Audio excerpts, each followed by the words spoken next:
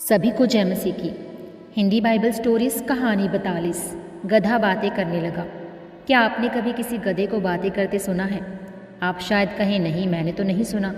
और वैसे भी जानवर कहाँ बात करते हैं, मगर बाइबल एक ऐसे गधे के बारे में बताती है जिसने बातें की थी।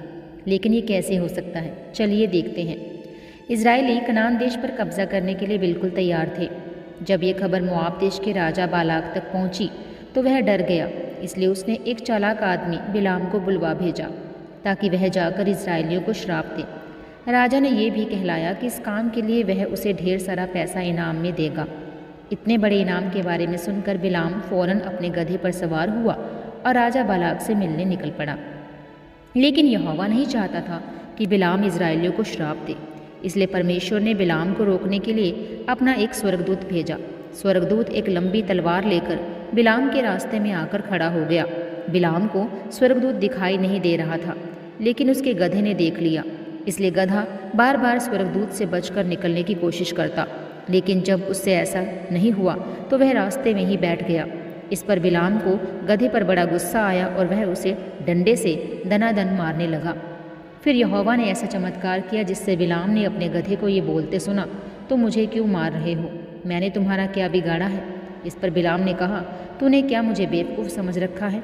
अगर मेरे पास तलवार होती तो मैं अभी इसी वक्त तुझे मार डालता। इस पर गधे ने बिलाम से पूछा, क्या मैंने तुम्हारे साथ पहले कभी ऐसा किया है? बिलाम ने कहा, नहीं। तब यहोवा ने एक चमत्कार किया जिससे बिलाम को वह स्वर्गदूत दिखाई देने लगा जो तलवार लिए रास्ते में खड़ा था।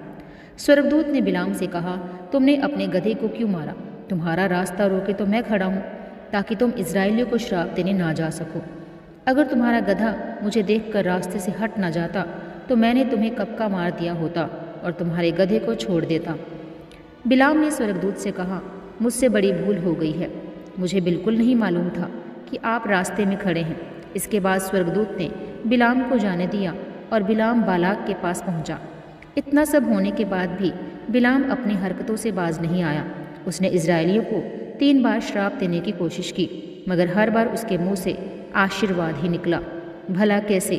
आखिर यहोवा जो इजरायलियों के साथ था।